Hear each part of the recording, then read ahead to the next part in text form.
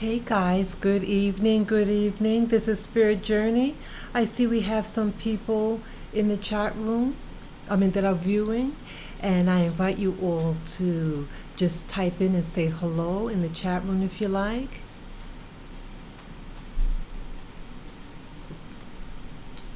I hope you guys are doing well. Yeah, it's been a while since I've done a live streaming, and this is Lily.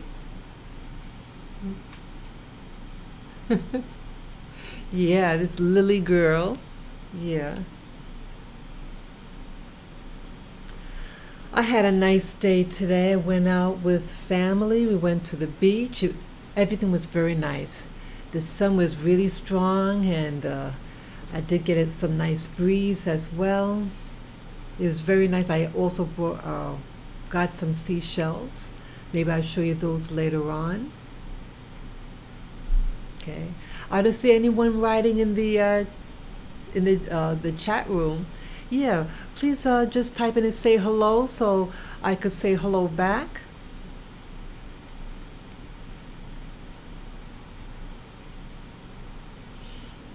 And get some water.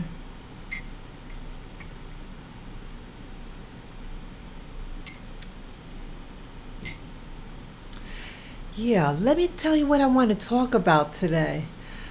Oh, wow. I have a lot on my mind. I feel like, let me know also if the audio is okay. I made sure, like, I have a monitor next to me, and so I could see the fluctuations with the mic.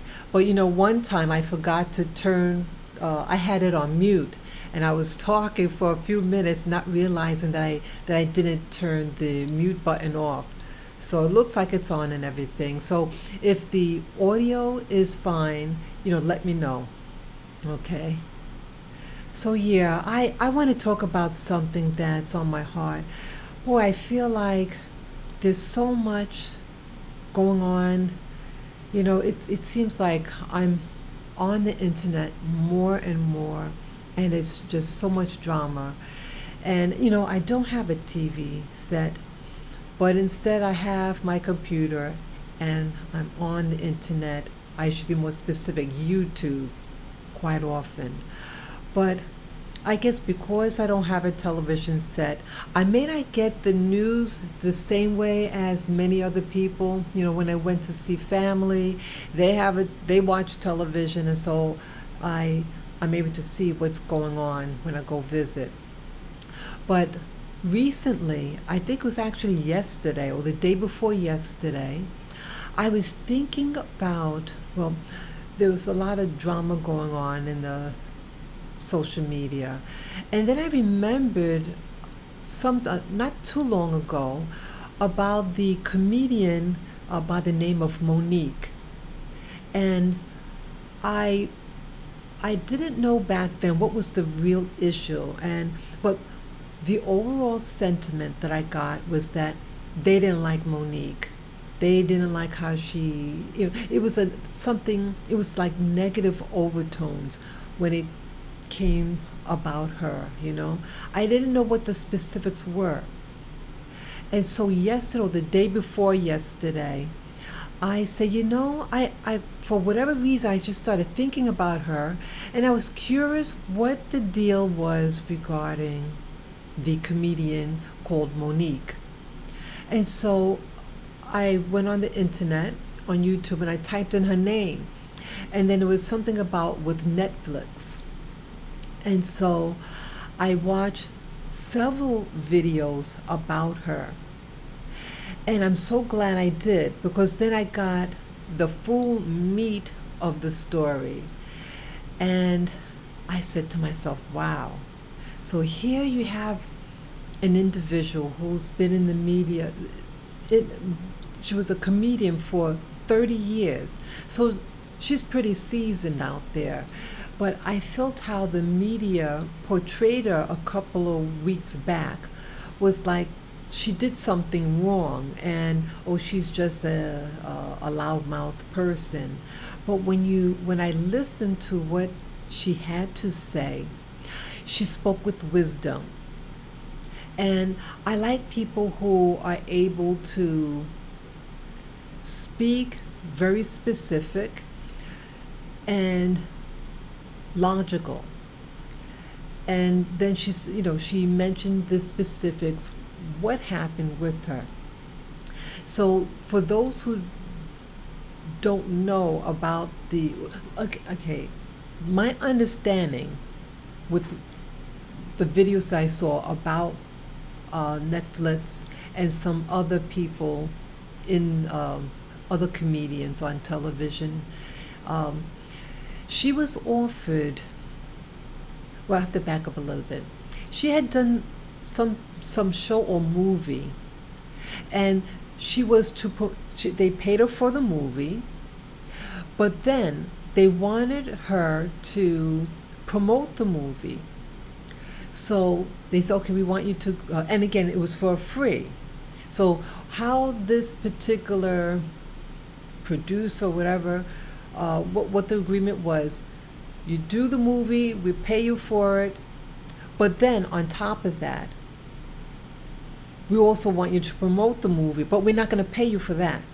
We're just going to pay you just to do a movie, but we want to send you to different places to promote the movie.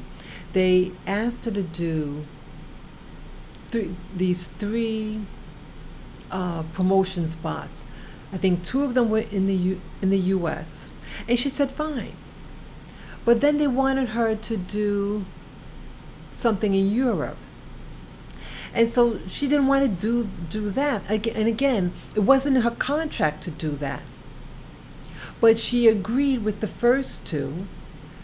But the last one, she said, this is getting too much. So she said no. So my understanding with that put her in she's a difficult person. They slammed her, in the industry, that she's difficult. And she's being called difficult because she didn't want to play the game and work for free. Now, I don't know who wants to work for free. Okay. Now, again, she did do the free promotions in the U.S. And again, her time is money also. And it's not like she's just starting out. She's been in the industry for 30 years. Okay. So I think that's what initially put her on a bad rapport with the higher ups. And then she gets offered to do a television show. And she knew the person that was to do promoting the TV show. They worked together in the past. And so in the past, she has her lawyers, the other guy has his lawyers, and they come to agreement, and it's just regular routine.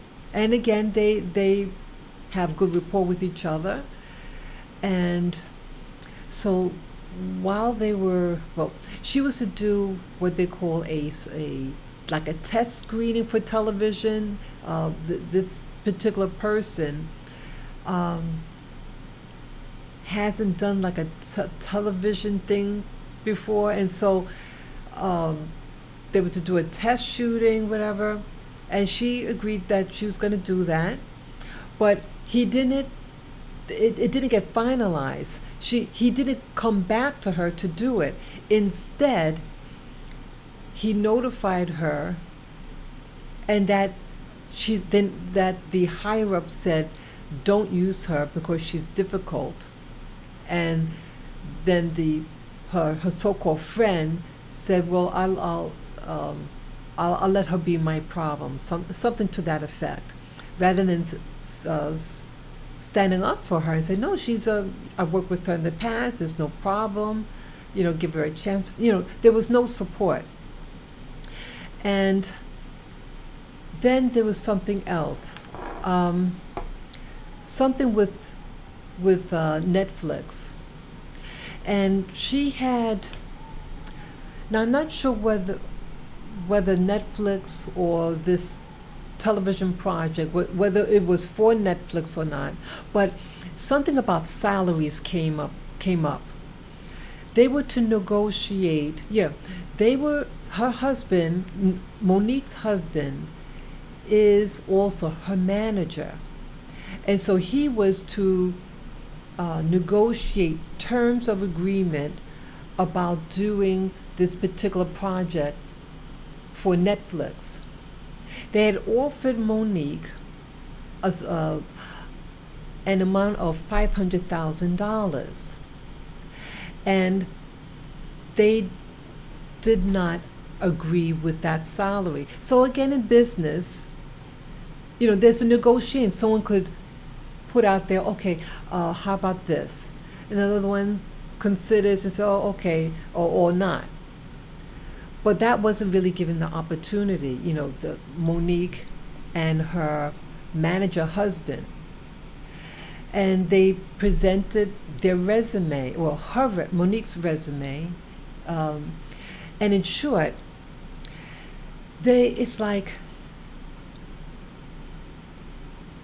that even though the comedian Monique presented, in essence, her argument why she, about her value, and in any job interview, whether it's in the television or some other industry, you have your resume and you go over what your strengths are and why your value is X, Y, and Z, and what to be considered for proper salary, or payment for a project, whatever.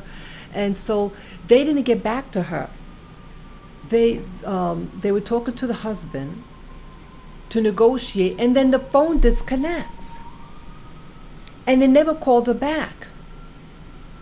And so they try to get back to the person that initially offered her the role, and all of a sudden it's all this confusion.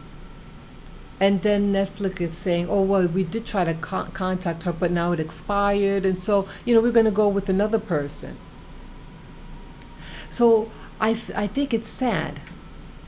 I think it's very sad how about salaries, and I take it personal because the things that happen in my life, and that there seems to be a double standard. Again, life is what it is for everybody, but when you start to see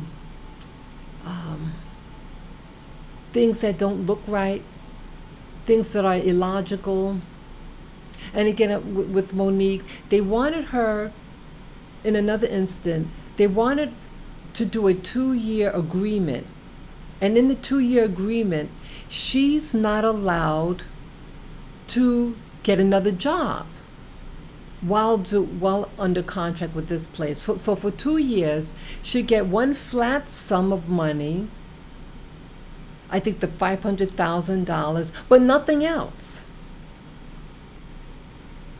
So it's almost like slavery. It's like your hands, it's like you live in a house, but the door, you can't open the door to go in your own house. You're crippled. And they have all the power and control, the people outside, the producers, the people who are in control.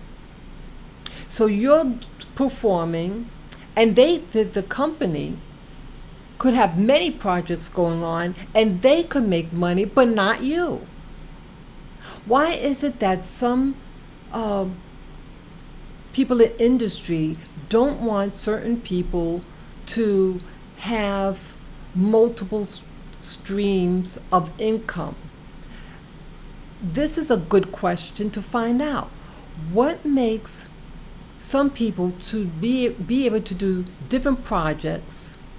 Why can the industry, the producers, the owners have many projects, but not certain talents? Why was Monique being told you can't have other projects? And the money, okay, that basically people know how much they make or what their value is, and in a 2-year period, they know I can get X amount of money in a 2-year span minimum. Okay, I can make X, Y, and Z. Because basically, this is what I bring in.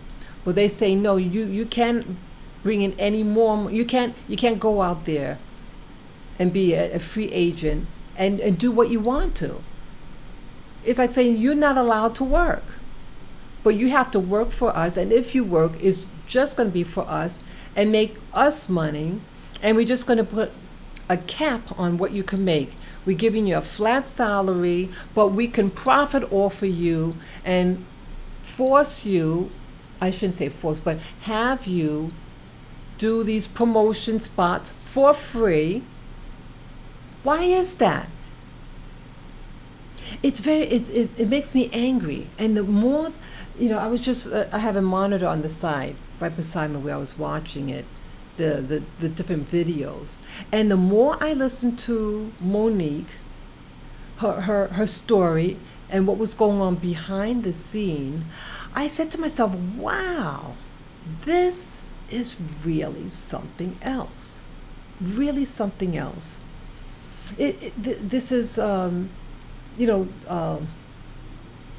21st century, and you have someone that's telling you when you can work and when you're not to work, but they're always in control over you. And I have a problem with that. And so yesterday, what I did, now again, I watched several videos on Monique, to try to understand what was going on, because the media really downplayed what was going on.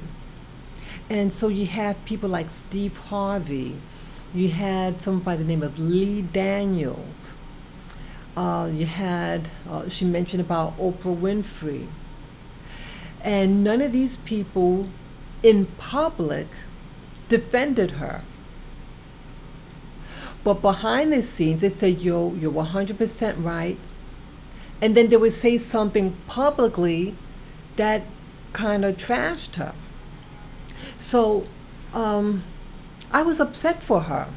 Again, I'm not into a lot of comedy stuff. I don't watch a lot of I don't watch comedy stuff. It's not what I'm really into. But I listened to her because she had something intelligent to say, I thought. And so yesterday, I felt so moved about what she had to say. I felt that Monique was very sincere. She spoke from her heart. She maybe have a firm disposition, but she's being herself. She's being real. I like real people. She seemed very real and down home to me, in my opinion.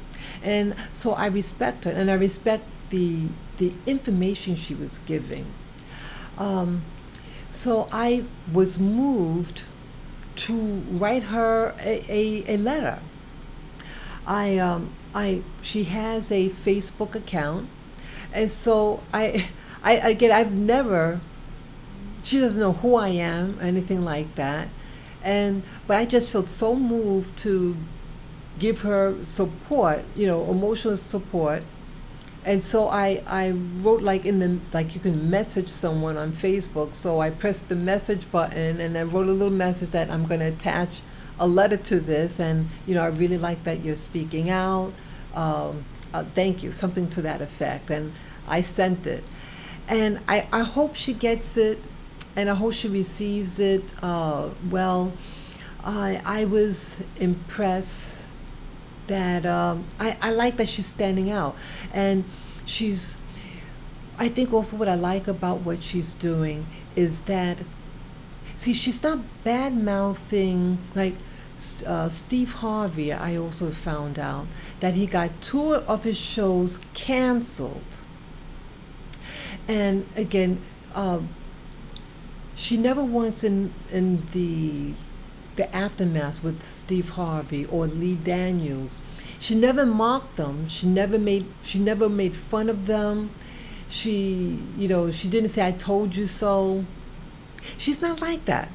And I was very impressed that she's not, because when it happens to them, it's happening to all of us in the black community.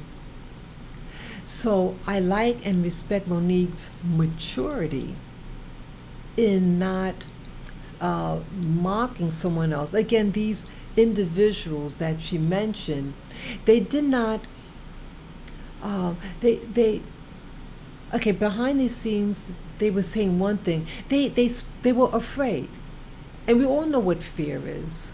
You know, we how I took it was that they didn't want Monique to rock the boat. Because again, being black people in living in the Americas, we're under control, and so historically, us speaking out, and what happens to people who speak out.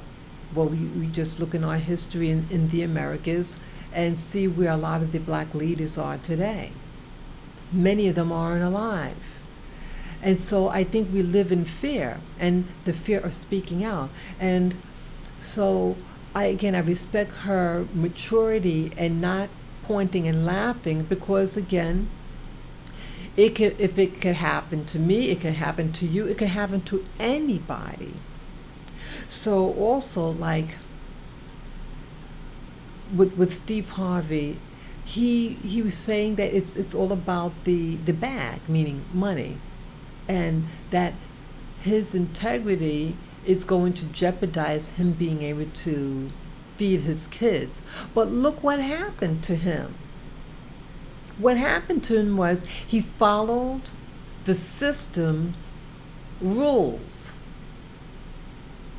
While Monique may not have played the rule that was preferred, but the same outcome happened. So Steve Harvey played by the rules and not rocking the boat, but he got 2 of his shows canceled. Okay? What did Monique do? Monique just said, "No, I don't. I'm I'm worth more than that." And so they black labeled her, and making it hard for her in the industry now.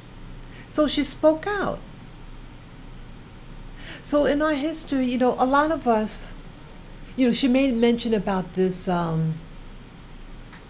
this thing that happened in history about football, and this football player, a black football player, he didn't want to feel like he was owned by anyone. So I guess he wanted to be what they call like a private agent, to be his own representative, to be able to negotiate his own salaries and conditions to work under. And the system didn't like it. He had a lawyer also. He discussed, according to Monique, that he discussed his prospects with his lawyer, that if he pushed the issue to be his own agent, whether this is going to jeopardize him being to play baseball. And the lawyer said yes. And then the guy also added, will my actions be able to help the next generation of black ball players? And the lawyer said yes. So he stood his ground. He wasn't able to play baseball after that. And then they had interviewed the people that used to work, fast forward, that baseball player got in poverty, and then he just dies poor. And then they interviewed people that used to work, that used to play with this baseball player. And they all say, he was right. So it's like they didn't stick up for him. Of course, they were afraid. They said we were afraid because we had families. And so, we could all understand that. We all could understand what it's like to, if you speak out, that, you got kids to feed. And so Monique was trying to say there's a point where we have to, as a collective, and that's also why I'm doing this live stream, because see, we're not connected. We're not standing up for one another. And so again, like if you look in nature, you look at, let's say, some buffalo, and let's say a lion is coming. If that one buffalo goes away, moves away from the group, it would get attacked by the lion. But when you stay together as a collective, you are a mighty force. But so many of us are afraid. And we don't want anyone to rock the boat. But we live it in fear. And so we have to get to a point where we have to start thinking as a collective, because the people in Hollywood, the people who own the the studios, the people who run the music industry, it's all connected. And they all are pretty much owned by the same type of people, the same mindset. And then they look at us, they look at black people, and they know what they can get away with. And what they get away with is, okay, we don't like Monique because she didn't do what we expected her to do. We expected her to say, okay, we'll work for free. We get a small little payment for the movie or TV show, but we're going to work you to death and have you work for free to promote A, B, and C. But in the meanwhile, they're getting paid extra money. I feel it's exploiting our labor. That's also why I'm doing this live stream, because we're letting things happen. And so we can't talk about slavery, but we could talk about now. And it's really no difference. The slave, it's just another form of slavery, by using intimidation that you better do this or else. And the or else is to be blacklisted so that you can't work in the industry, so you won't get offered movie parts. Or that they disrespect you by saying, we're not going to give you what you're worth. You've been in the industry for 30 years. There was no problem with you. You brought in all this money. But I don't like that. We couldn't control you all the way because you didn't work for free and to promote the movie, even though you did 2 promotions for them. But you just didn't want to be sent to Europe to do a promo.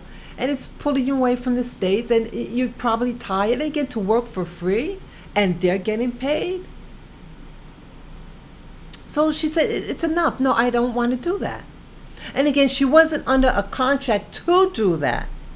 They asked her, and she said yes twice. She did it twice, but then they were exploiting. And so how come they're not saying, oh, okay, I'm sorry? But no, they're getting angry at her. And then the black people, the other black comedians in the United States, didn't defend her. And it was just getting afraid. They said, oh, you better be quiet. Or they're putting out there, one person called her a donkey. It was a young black guy on, this was the Breakfast Club. And again, all this stuff is on YouTube. And I thought it was something else. I watched the whole interview on that Breakfast Club. And there were 3 people in the room, three interviewers in the room. And she, one of the guys, I forget his name, but this one guy, one of the male interviewers, he was from the South, and he wanted to make it big, and he comes to New York.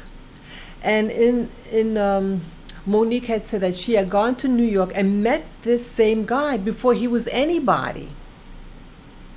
He was on the elevator with her and held the door open for her and said pleasantries to her. And she was saying that he was he was such a gentleman, and other really nice compliments. She remembered that first meeting with him, but then the same man, fast forward, because Monique had mentioned, if she's considered a, what's the term? I forget the term, but it's a term that means like you're a classic, that a legacy. That's the term. That she and other people in the industry are considered legacies. And so her question was, if she is being classified as a legacy, how come they are not giving her a legacy pay? So she wasn't putting other comedians' names out there and implying that why are they worth it and not. She's not saying by name, you're not worth that money. She's not trying to undercut anybody. But if all things being equal, and if they're saying, if so-and-so is, okay, there was something else. She may mention that the higher ups had discussed with her in the past about two of the black comedians, and they mentioned their name and what they were paid. But Monique says that they did not tell her about the salary of her white counterpart. Monique had said that her white counterpart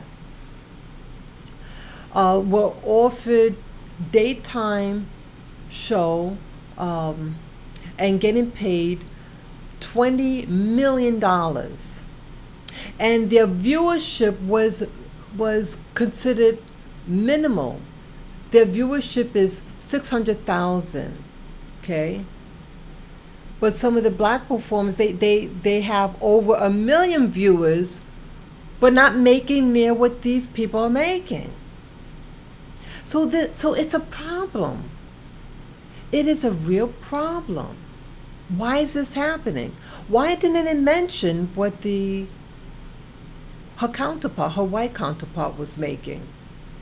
So it seems like in the industry, at least at one time, that none of her black contemporaries were making, they were all kind of making like a lower figure. But there are comedians now, two black male comedians, making a very, very good, in the millions. But no black females are making over 1 million. And she mentioned by name Amy Schumer, something like that, who was offered a position and getting 20 million. So she was like Monique was comparing her resume, her performance, so to speak, her performance, what is she bringing in versus the other person, Amy Schumer. So the guy on the Breakfast Club, that's a radio talk show that she was attending, that the interviewer was saying, well, you're worth based on your last performance, and so had a movie and it brought in more than yours. It was maybe a $2 million difference. Like the movie was, let's see, Monique's movie might have brought in, let's say, 42 million, and Amy's movie brought in about 45 million. But the cost to make the movie that Amy Schumer had done there was only a $2 million profit. While with Monique's movie that was done, it was a net profit of 20 million or over 20 million. So again, measuring apples with other apples. So the logic's not there. So Monique it was more profitable than Amy, but yet Amy is going to be making 20 million.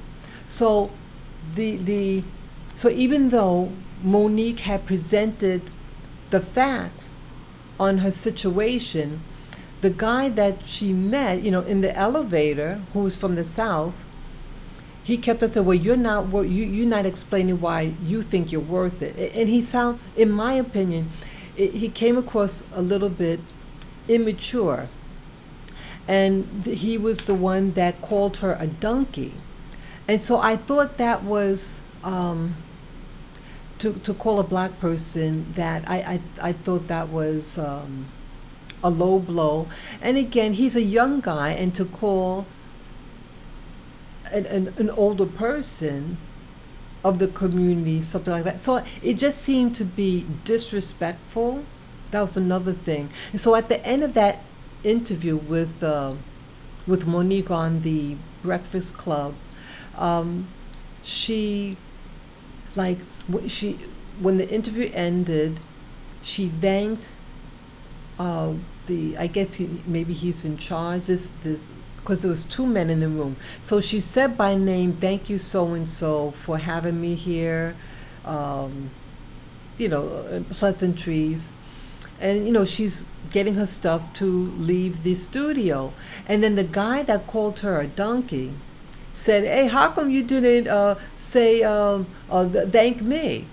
And so Monique says, it was really, I thought it was really interesting. So she tells the guy, in short, that she compared him to the black male slaves of the past in the United States, how they were required to take their wives or their black woman during slavery, and hand the black woman over to the white slaver so that he can have sex with his woman, and then wait till the white guy the white owner so-called owner is finished, and then take back his wife and bring her home. Monique said, "You're that type of black man that would do that. That's what you're like." And I love that, because that's how I see him also. That he comes across like he's afraid, and really not standing up. And she made a point about, well, what about the people in the past? The black women in the past who spoke out. Are you calling them a donkey also because they're speaking out? So it's like we like the benefits of people who sacrifice their lives for us, but at the time when they're alive and well, we name call them. We don't support them. And this is a problem that we have in our community. We have to learn how to stick together, because the system, the people who control the movie industry, the record industry, the music industry, Hollywood, all that stuff, are being controlled with the same mentality of people who stick together, who work together for an aim. But we in the black community has to in essence put an aim for us as a community. Where do we want to see ourselves in a year, in 10 years? These people who control the media, they might even project maybe hundreds of years plan against you. But we're just sitting here like with some of the leaders, or the other, like in this case, the other male comedians. And he was saying, hey, I'm not going to, in essence, rock the boat. I'm going to play it by their rules. And look what happens when you play by their rules. Steve Harvey got canned. 2 jobs. And he had said on his before this incident, it was said that he said on his show, with his family there and his grandchildren there, and I think it was Monique said it was a birthday party, and he was to blow out the candles, and to make a wish, blow out the candle, and he said his wish was that he wants to be a billionaire. Okay. So so he's just talking. So it's not about I want to produce a legacy, or maybe I want to get my own network. So he said something really superficial, and look what happened. He won't be getting it. And then also it came out, according to Monique. Oh, what was that now? I'm trying to remember. It'll come to me. But see, it doesn't matter. See, the system is the one that sets the rules and could change the rules. And it has nothing to do with how high you jump for them. It's their agenda. And again, just think of, this happened, I think, about maybe 4 years ago. Remember that guy with the L.A. Lakers, the former owner, Donald Sterling? And look what happened. He had name called someone in the black community. He was really potty mouthed, and his sentiment came out about black people and black men and black men specifically. Remember what happened? Those of you who don't remember, just type in Donald Sterling, the former owner of the L.A. Lakers. And Lakers or Clippers? I forget now. I forget the name. I'm sorry about that. I'm not sure. It's the L.A. something. But just type in Donald Sterling, and it'll show you the actual name of the basketball team that he owned. He had said something behind closed doors to his companion, whatever what she wants to call herself. And the lady involved, her name was V.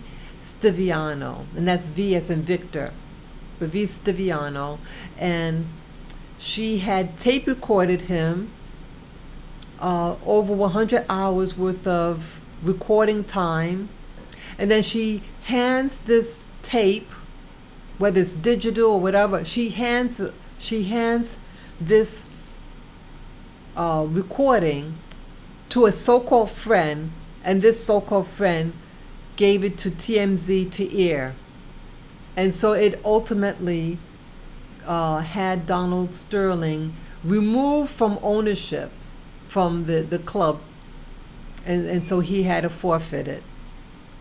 But see, the argument that this man, this former owner, he didn't like black people, and he mentioned a lot of things, what his sentiment was. And he was an embarrassment to the other owners of basketball teams. And so they wanted to hush him up, get him out the way, and put in a new owner or something in there. See, they are working as a team. And even if one of their owns rocks the boat, they work quickly, but they're not losing anything per se. They keep the money and they keep the power. They just might shift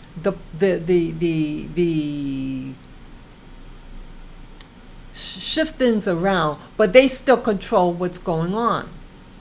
That's what I'm trying to say. when the system does something, they're not losing, even though sometimes it might look like they're losing on something. They still own it and they still control it, and they just hush it up, quiet. You have to start thinking ahead and thinking as a group. Because if you don't think as a group, those people who do think as a group are going to remove you. And that's another reason why I'm doing this live stream. Because, see, I see things are happening now in our country, and all over the world. There was something that happened that I noticed. About a week ago, I went to, I had an appointment in one of the other boroughs in New York City. And then after the appointment, I wanted to go get my nails done. And so I went to this area near where I used to live as a child. It's maybe a mile and a half, no more than 2 miles away from where I was raised. And that's like the business section. And I asked around where I could get my nails done, and someone suggested a place. So I go in, and what I saw, I was like, wow. It was a very, very long, it was on the second floor, and you had to go down a long hallway, and it kind of looked kind of sleazy.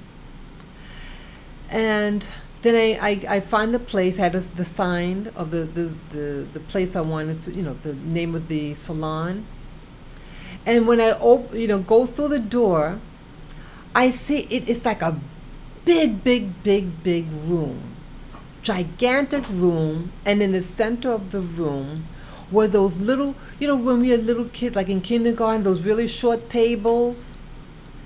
There were adults there sitting at these tables, and some children. I said to myself, what type of place? This is a business? And I said to myself, I made a decision to stay. And I said, my logic was at the time was, seeing this, I have a feeling now that this whole neighborhood is going to be just like this.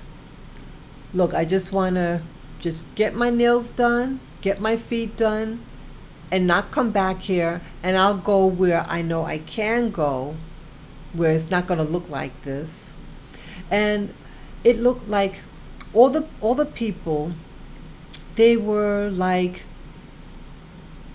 people from Central and South America. Some of them did not speak English. And it just seemed like you don't see anything about whether they have their license. My impression, knowing they had their license, and I get the impression that no one's really there that's lawfully able to work in this country. And none of them were black. None of them. All of them were Indians. Again, nothing wrong with Indians from, Central and South America. Nothing's wrong with being of any race. But something is wrong when you can be from another country and possibly not have documentation to earn income, and there's no one that looks like you that works there. How is it that they have job opportunity in my country, in your country, and you can't work there? This is a big thing for me. I don't understand it. I think everyone who comes to this country lawfully have the right to do whatever occupation, lawful occupation, and do it here.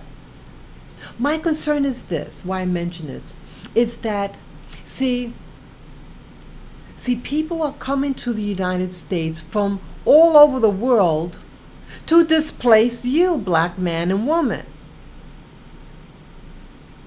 This neighborhood is a predominantly black neighborhood. But none of the business there seems to hire black people. But you have people, illegals, or people from, whether they're legal or illegal is irrelevant, that these groups stick together. You have people from Asia, you have people from Europe, and they stick together, and they come into your black neighborhood, set up industry, and then they don't hire you. And then once they become popular and start making money, then they leave your neighborhood and leave you flat, and then don't want to cater to you. Why is that? Also, this Monique, the comedian Monique, she made mention about how the networks on television, she mentioned several of them by name, I think about 4 of them, and she mentioned that these 4 networks started out on television airing black programs. And now all of a sudden, once they became real popular and strong and bringing in the money, then it says, oh, we're going to do something different now. And then put in all these white programs. And as for Steve Harvey, he got, I mentioned earlier in this live stream that they canned him. They removed 2 programs that he had on television. And you know who they replaced him with? White women. Now, why is that? And these are people who aren't near as a legacy as this guy, Steve Harvey. They're newer. But you're going to remove him. I felt like when Monique mentioned who was replacing him, I started thinking, isn't that something? So how it communicated with me is that the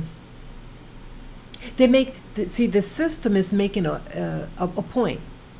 They're giving a message, in my opinion. And the message is that we don't like you anymore. You're the old flavor. And we say who we really want to represent. We don't want to represent black people. We're not about you. We're removing you. And again, with Steve Harvey, he was part owner. He had a big percentage of this, something with IMG, I think they called it. And that it gave him power of ownership over a particular aspect of one of his shows or both of his shows. It was something.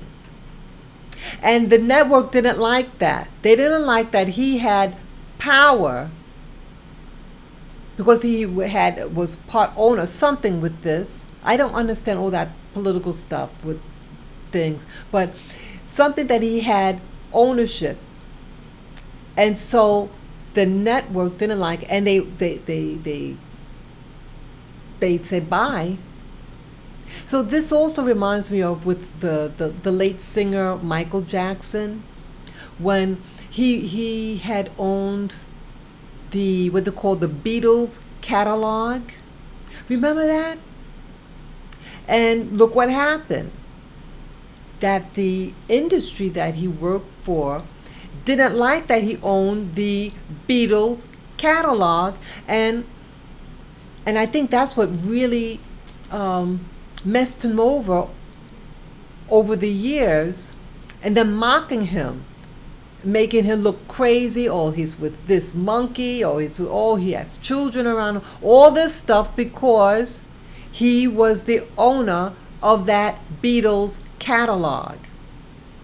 and other people's catalog.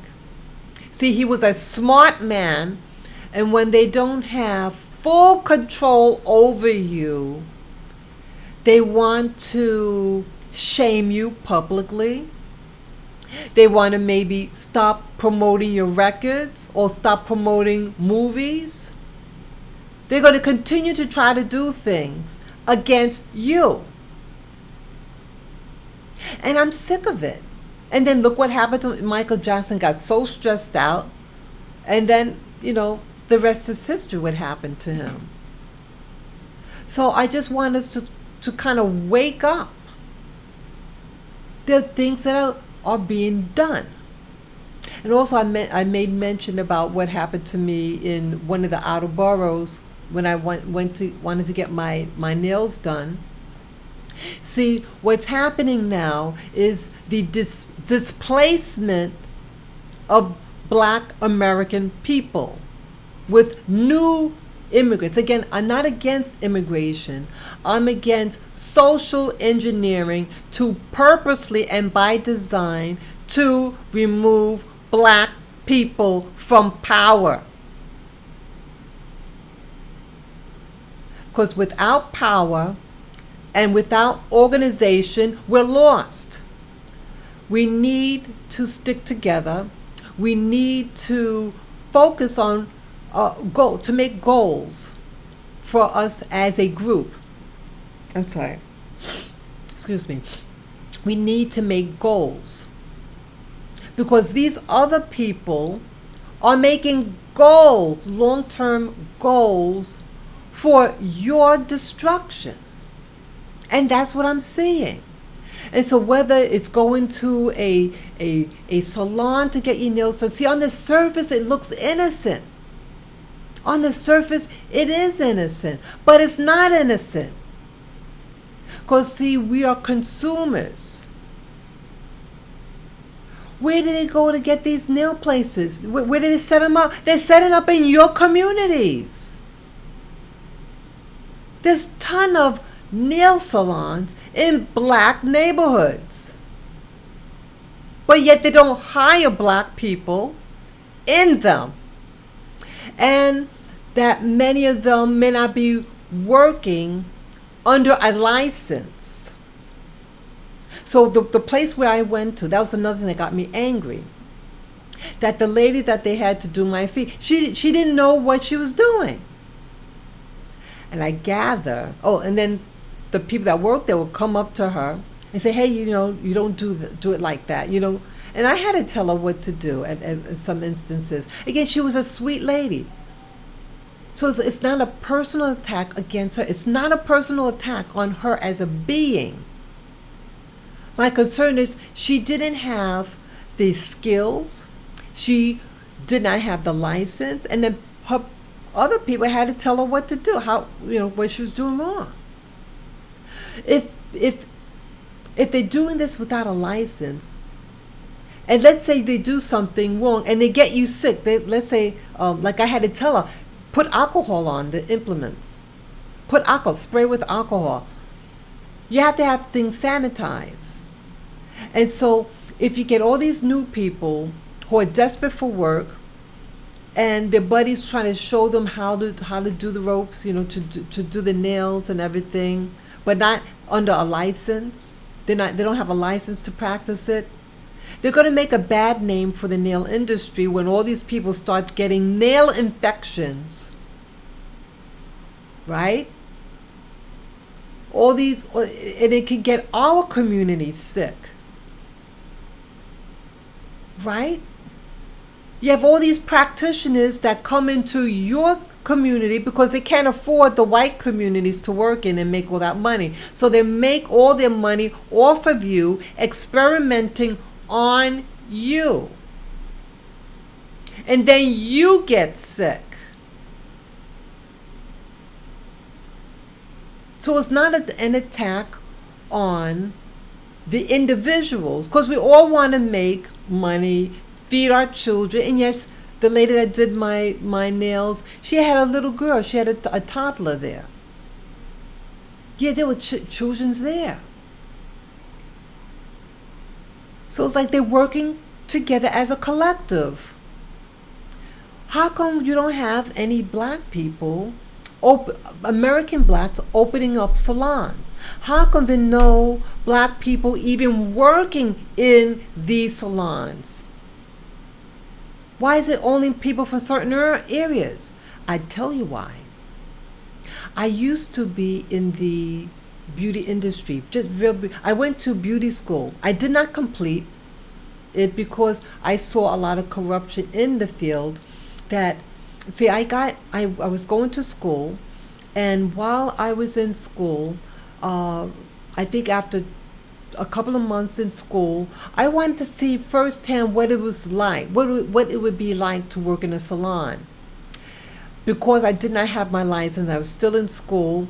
But back then in the day, you were able to do nails without a license back then. So I got in that way. And I told the person, look, I'm in school. I started in such and such time. And I like to do nails. I just know how to do basic manicuring. They're sure. And so, what was the point now? So while I'm in the salon, a lot of things were going on.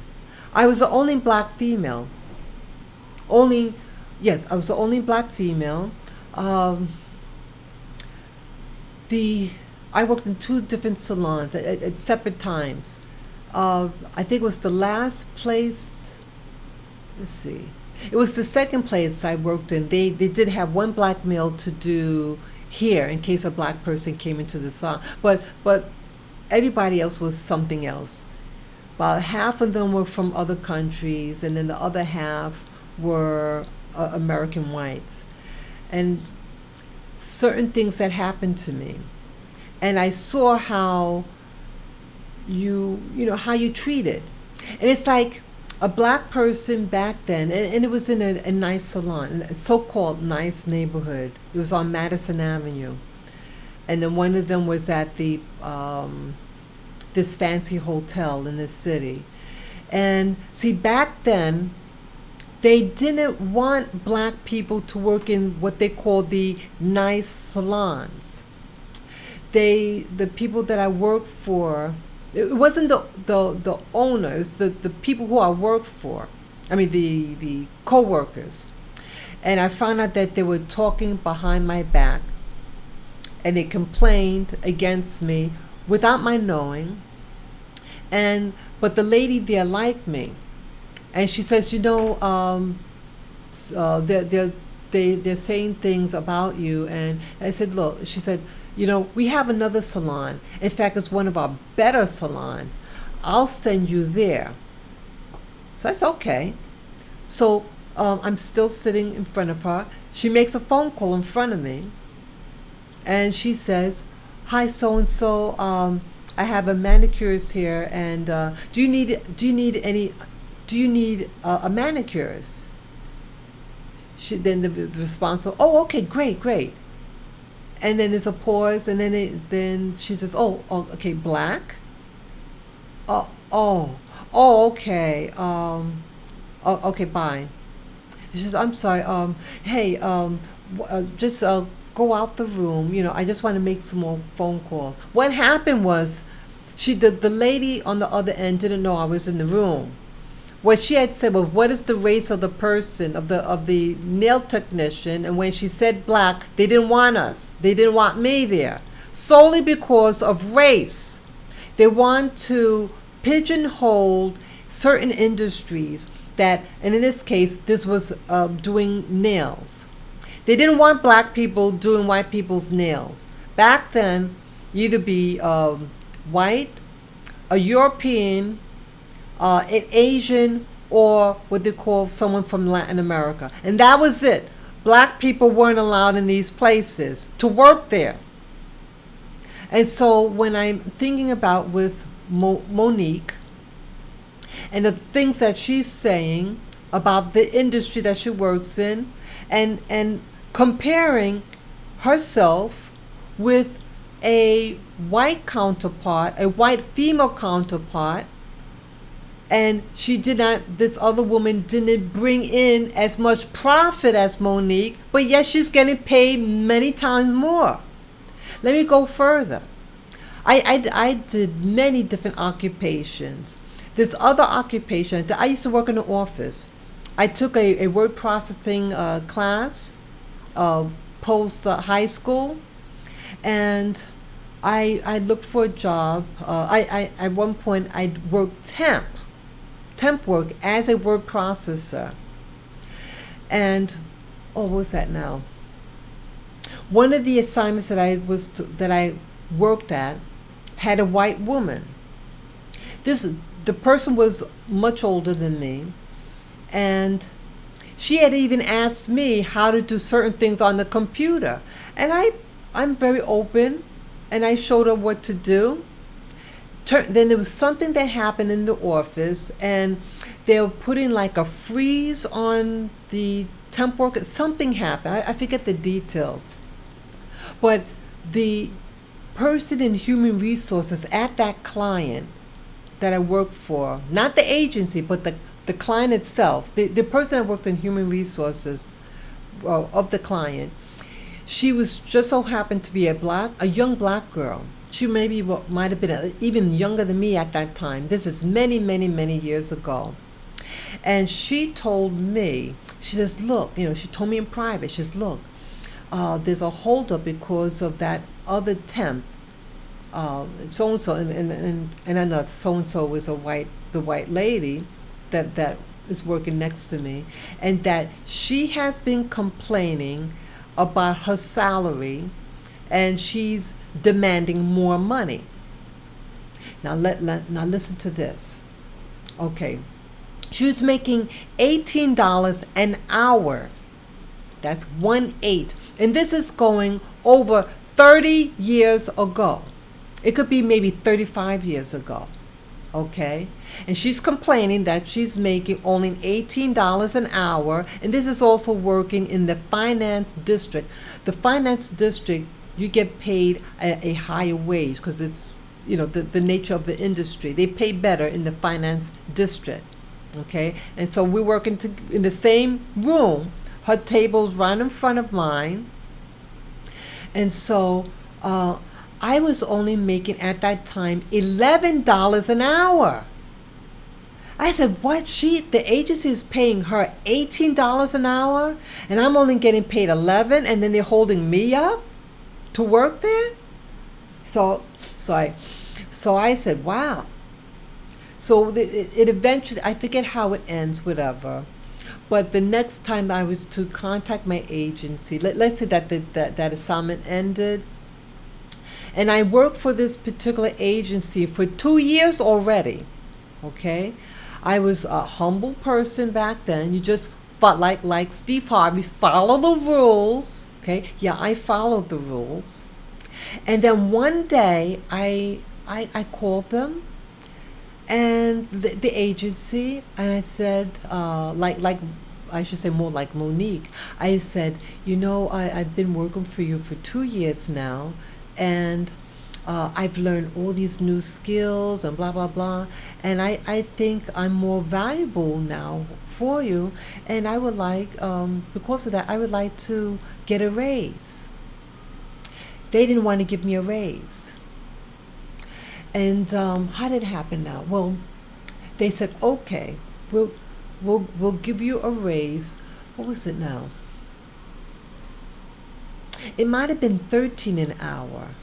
I forget. It wasn't much more. It wasn't much more. But you know what happened? Okay, they said, okay, we're going to give you this an hour, but they didn't give me an assignment. See that?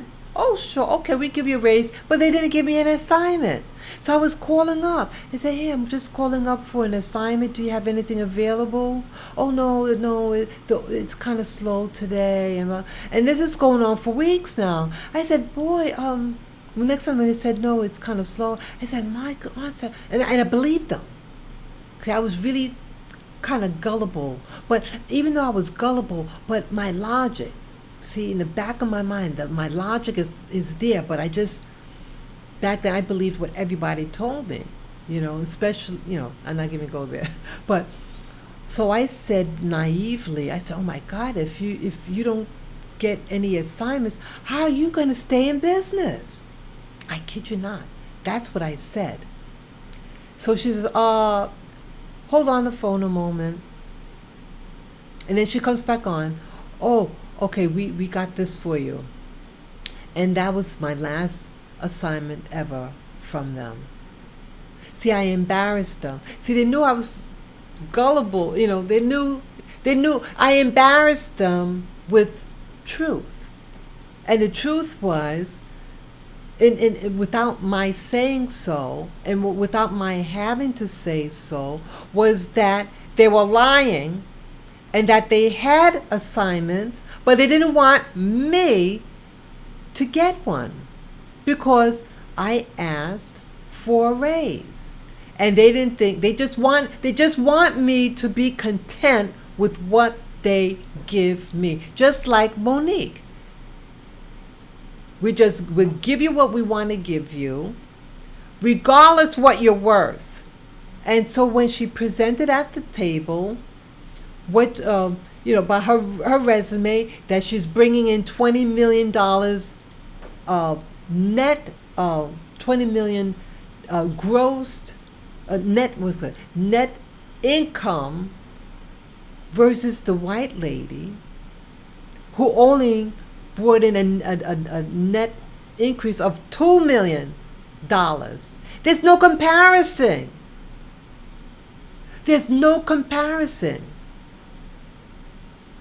And so I took what Monique said to heart, because I remembered the things that happened to me. And so you can be a smart black woman, whether light or dark, didn't matter. When you're too smart for them, and you even play by the, you be real meek. And I was very, very respectful. I was taught to be respectful,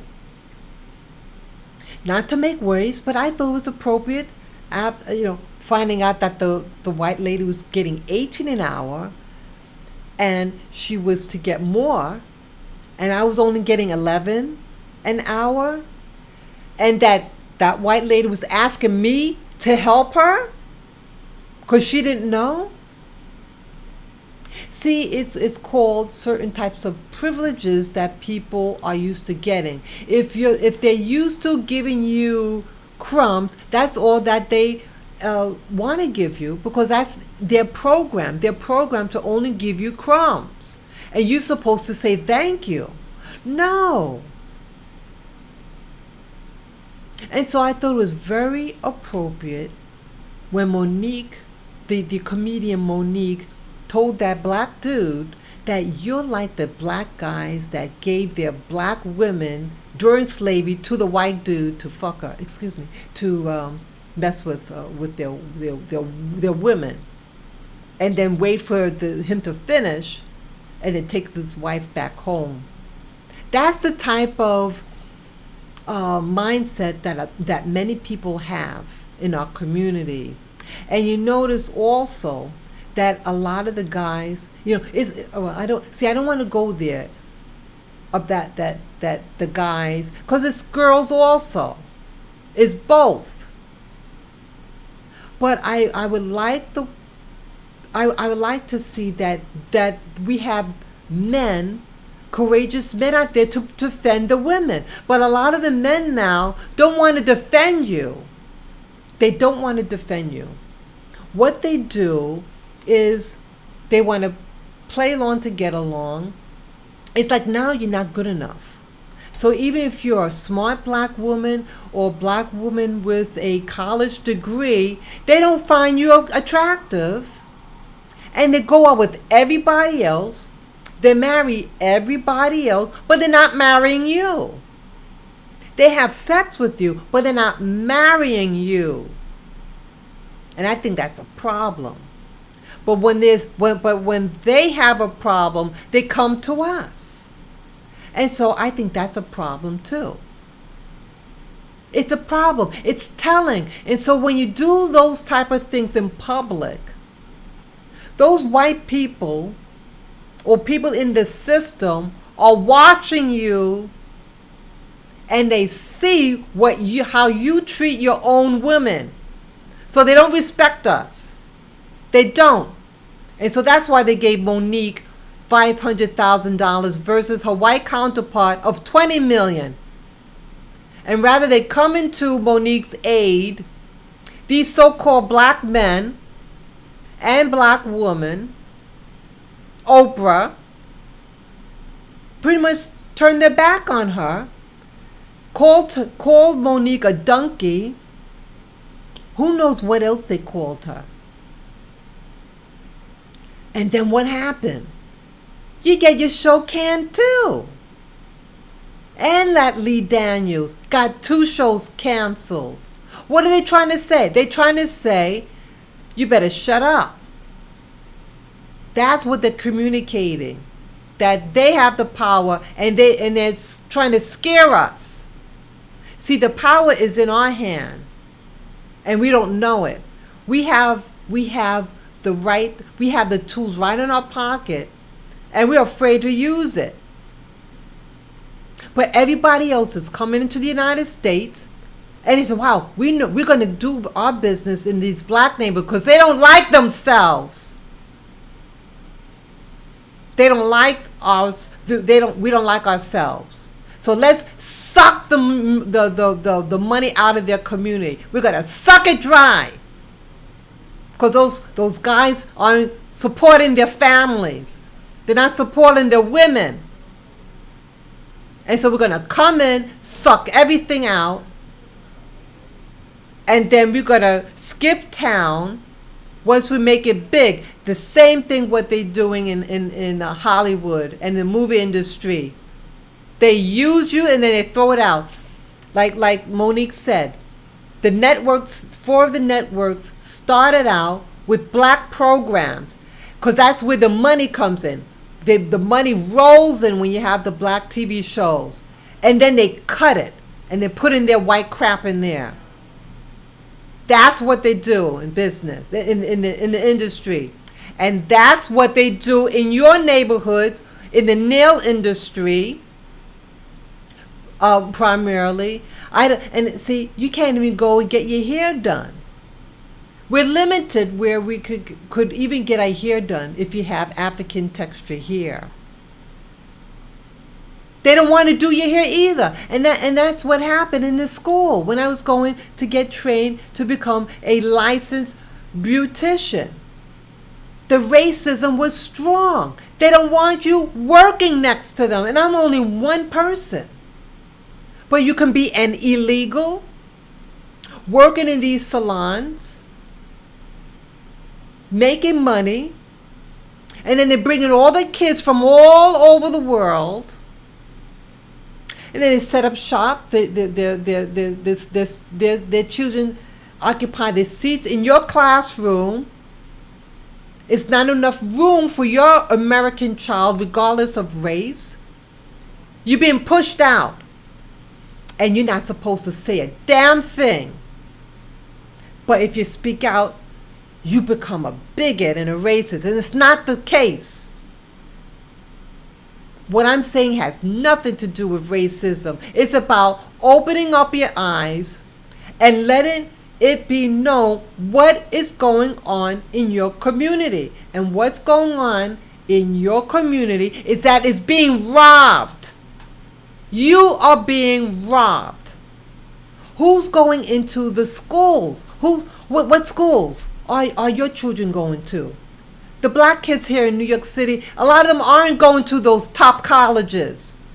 What they're using black people for now, they're using black people now to go into the military, to go into what you call law enforcement, to work in the jails. So they're just using you as like the pit bull for white interests. Everybody else's interests but your own. And you're just sitting there and you're doing absolutely nothing. Many of you just want to be, you want to play the, how do you say this? Again, whatever your sexual orientation is your own business. But now they want to push that other agenda and make it look like an incentive to select a different orientation than mainstream. Okay, if you understand what I'm getting at. And so they're making it look really tempting. And a lot of these guys are going into this alternative lifestyle because now you don't want to be men. You just want to go with the flow like Steve Harvey and then have it being taken away from you. And now, what are your kids are going to say? Because Steve Harvey said that it's not about integrity. It's about he used the word, it's about the bag, meaning money, the money bag. So he's not going to get the so-called $1 billion now. What are his kids going to say? Oh, daddy, we, you know. So he screwed up. So he's taught his kids a foolish choice to disregard ethics versus money. You know, we need ethics in our community because that's what's really going to sustain us to the next generation, to the next. All these other groups are getting ahead.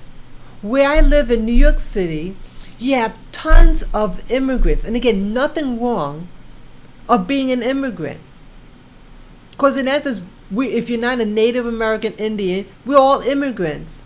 And again, you know, a little bit back now, a little correction, that American blacks that were brought directly here as slaves, they're not immigrants either. Because we didn't choose to come here. Okay? But when I see what's going on, the trend is to not hire blacks for these industries here. There are tons of industries in New York City, but they're not hiring you in those positions. But they're hiring people from these other countries. And again, nothing wrong of coming from other countries. But it's like they are allowing only the selective jobs to go to these other groups, but not you. And they have you go into the dangerous work. And I'm tired of us blacks to do dangerous work for other people. And if you get hurt or killed on that, okay, we just get another the N-word, right? Just like with this other black actor wrote a book. I forget the name of the guy. He wrote a book, and he talked about the industry that he was in, Hollywood, and that when one black that if one black doesn't do it, you know the next one will do it, and yeah, and that's what's happening. And so, but see, like in the 1950s with all the Civil Rights Act and stuff. See, the people back then in the 1950s, this was right after the war, World War II. And back then, black people, black families were together. The majority of black families were husband and wife. They were married with children. The families stayed intact. Then after the war, the boat started rocking against us and forced us to move up north, those who are still living in the South, move us away from our familiarity and have us live in what they call urban life, where we're usually not homeowners in this new urban community. We live in apartment buildings that are cramped. The schools are cramped. And it's like, what's going on? So you're surrounded and the stress, and then they put in the drugs to kill you, to manipulate you, to make you unstable in community. So this is what's going on. And we need to start waking up.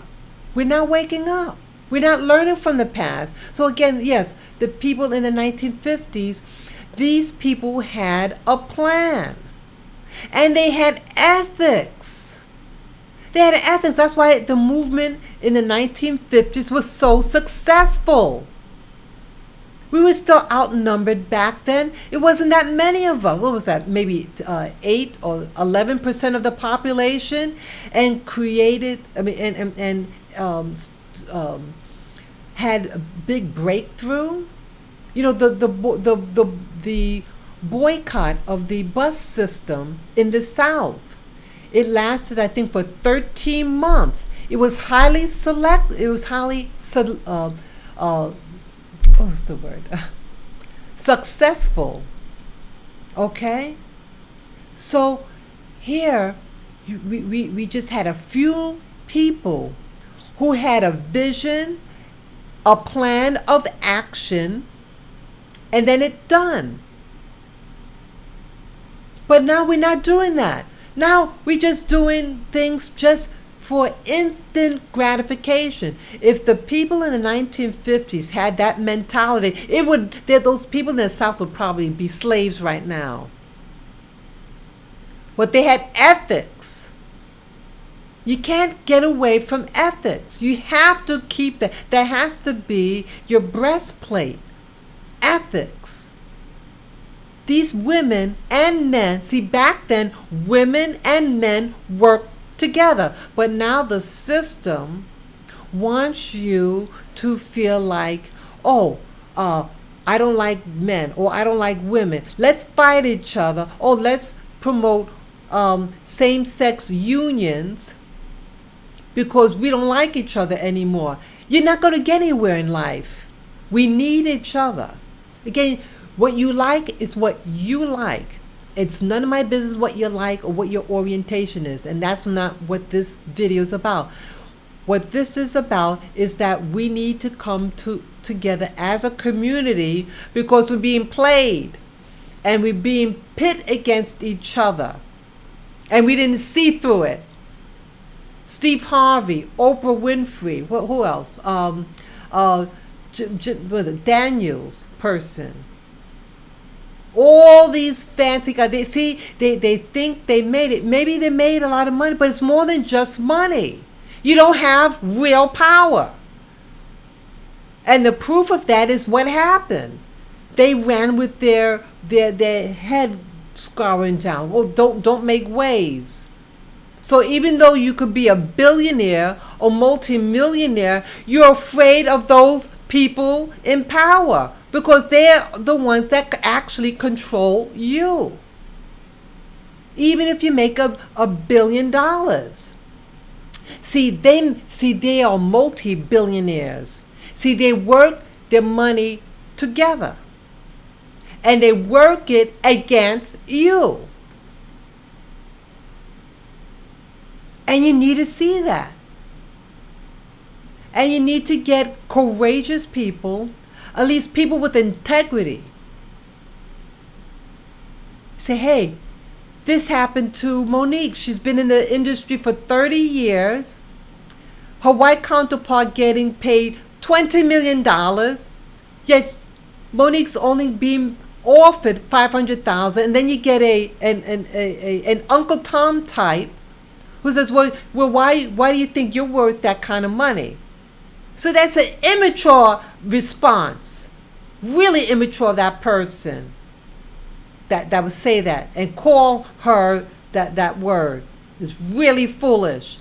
See, we're developing, we're creating people. We're not creating men, we're creating children. To have a child mentality.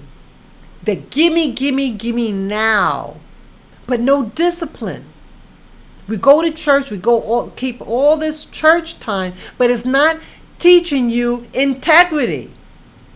Because see, if you had the integrity, you would have spoken up also and defend her when she mentioned the facts. She mentioned facts.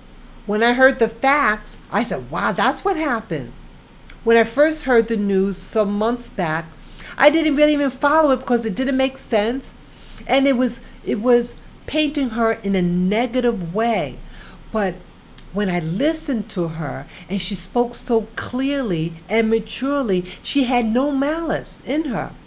And she's not saying, I told you so to those two black guys who got canned. Because when they get any of us, they're getting all of us. It's not about, I told you, mocking. So let's, stop the mocking.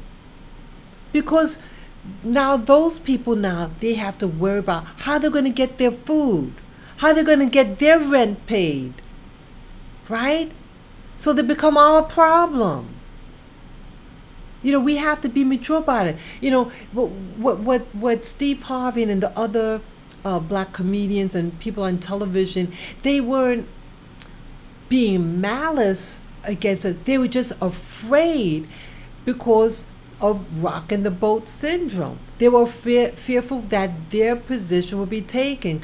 But see, that fear didn't protect them either. And if they can get those guys and gals, they can get other people. These people are working behind the scenes against us as a group. And they set all these things on television to control you. They're teaching us to be passive. They're teaching us to think as children, to just give me now, lose integrity, and sell your own kind into slavery all over again. And you don't learn. It's not just us. The system will do anybody. They're getting rich. And while we're getting poorer and poorer. Where I live here in New York City, there's more people on the street. And now you have people from other states being being bussed into New York City to live on the street. I see this a lot now. Yeah, so it's not just black people that are being poor and poverty. It's spreading. You have this system that's trying to destroy this nation. They go doing things to brainwash you. They're brainwashing you. And you're just thinking about the now. You're just thinking about your bling. The bling, it can get lost. It can get damaged. You need to start thinking about longevity. Longevity for not just you, but for maybe your grandchildren. What type of life do you want your grandchildren to live in? Oh, that's okay. You just want them to just have surface stuff. Just surface stuff. There's no community. Today I went out with family today. I went to the beach, and then we were going through, this was Nassau County. And we went through some parts that, wow, I said. And I was told like I used to live in Far Rockaway as a little child. I left when I was going on 5 years of age. So I don't really remember much of that area. But Far Rockaway, Queens, is, I was told, is a really high crime neighborhood of primarily blacks that live there. You also have Hispanics, but you also have a Jewish community right nearby, and whites that live nearby. And there seemed to be a disparity between what the black communities have versus the non-black communities. And it always seems like, at least how New York City works, in my opinion, my perspective, is that what it looks like what's going on is that the monies that blacks get is being siphoned out, and being funneled in these neighborhoods right next to them. How else is that they're getting that nice padding, so to speak? Everything is like plush, plush, plush. You know what it reminds me of? It reminds me of when films that I saw about the South, in during the 1950s, and that you had the water fountain. You had two, one for so-called colored people and one for white people. And the one for the white people was kept clean and all night, and the one for the black one, that wasn't maintained. Now, if you want to keep two separate faucets, then at least maintain both of them. But see, that's just it. It is the intent. And the intent is to make you see that there is a distinction between me versus white people. And they're always going to say, hey, if we're right next door to each other, we're going to make sure that ours looks good and keep yours looking shabby. And that's what I see. So it's the same tax dollars. How come the same tax dollar is not working the same way for us?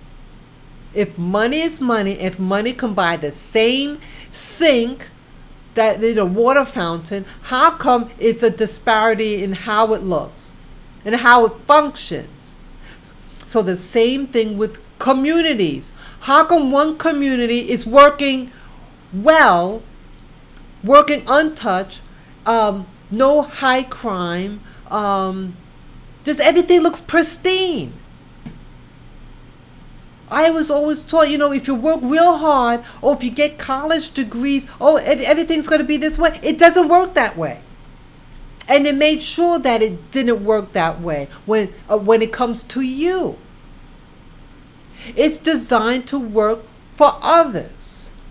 And when we start to catch up and play the by their rules, and we think we're catching up, they're going to change the rules. And that's what happened to me. With regard to my school, they changed the rules just before graduation. Something was changed, and then the industry changed also.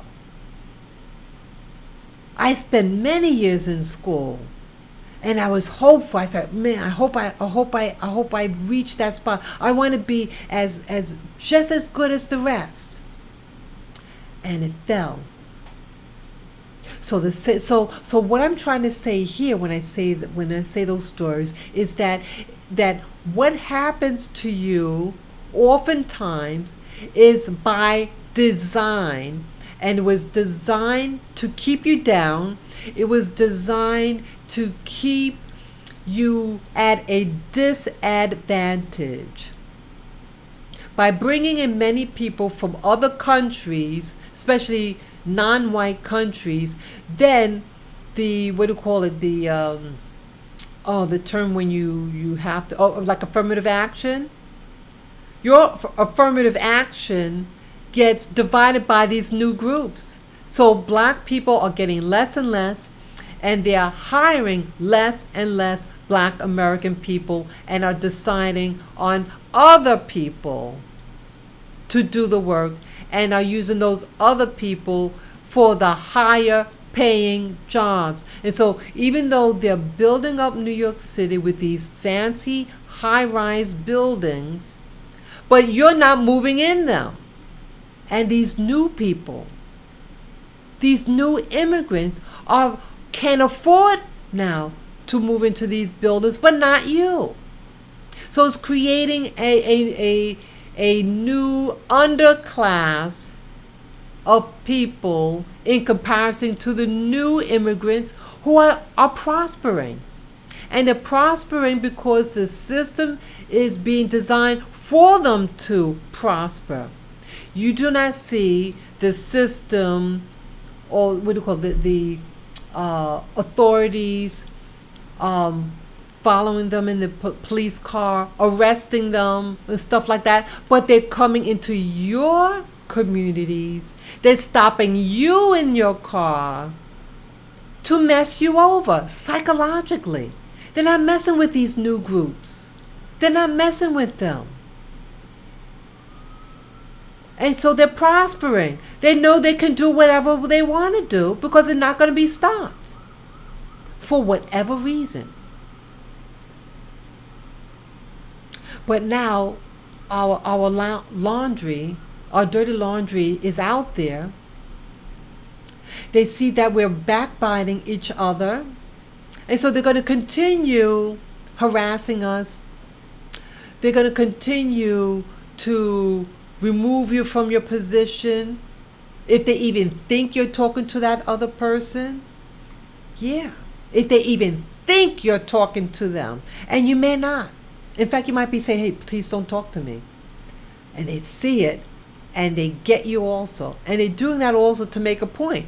You better not rock the boat. Because we're going to pull you. Or we just get the new immigrants who work for less money, who are going to be coming into your neighborhood, attending your classrooms, getting those jobs over you, and then you're just going to wonder, oh my goodness, what happened?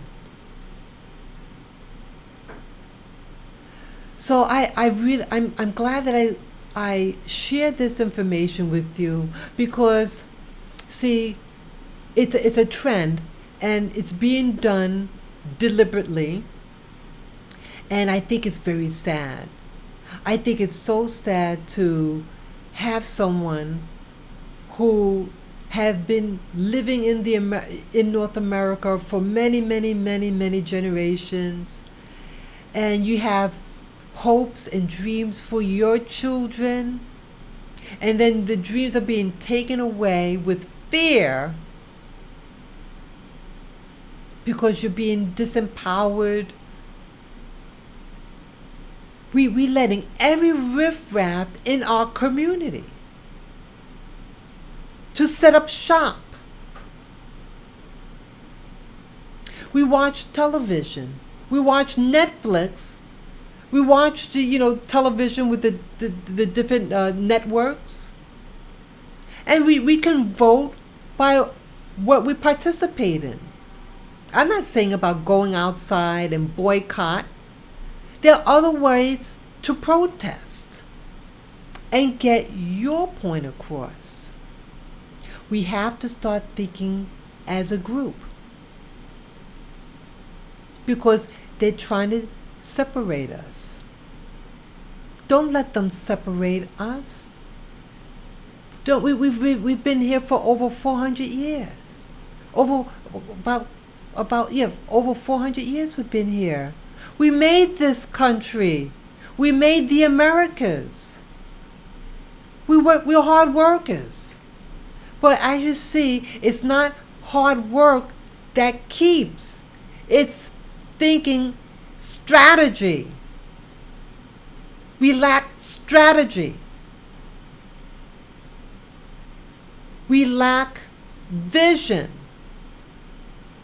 Your churches should start teaching about strategy and vision. If they're not teaching you strategy or vision, I think you should reconsider where you're going and go to a place where they teach that, or maybe just start teaching yourself strategy and to come together. Vision. As it says in the word, without vision, you know the rest. You perish without vision. Let's start having vision, teaching your children, especially your black children, about integrity.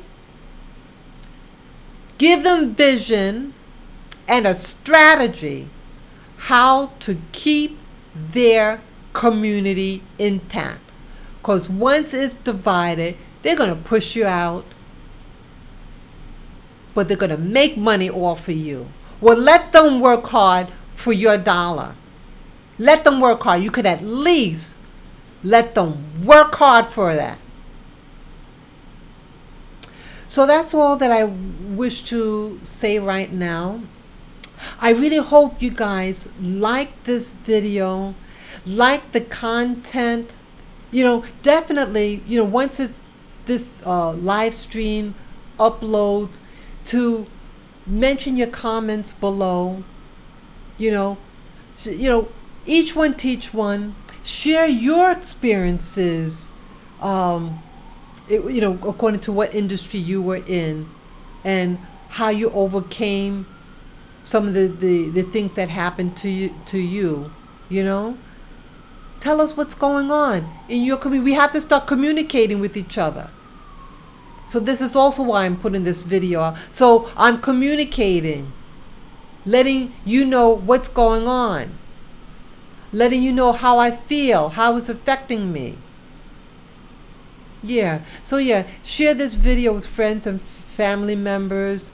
You could subscribe to my channel, Spirit Journey. And those of you who like this content and want to support me, I have a PayPal me account. You just go to my channel, Spirit Journey, and on the banner on the top right, you see the PayPal me icon. You just press on it and you follow the link. And whatever what your heart tells you to give, what you could afford to give, to please give. I thank you in advance for any amount that you could give to support me on this channel. And yes, definitely share, comment below, and to give me the thumbs up. Okay, guys?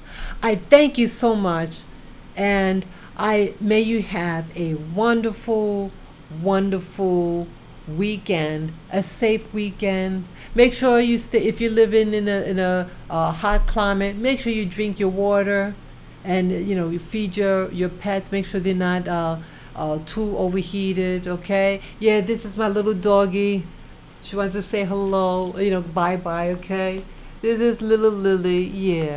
So she says goodbye also. Okay, guys? So peace and joy to all of you. Okay? Take care. Bye-bye.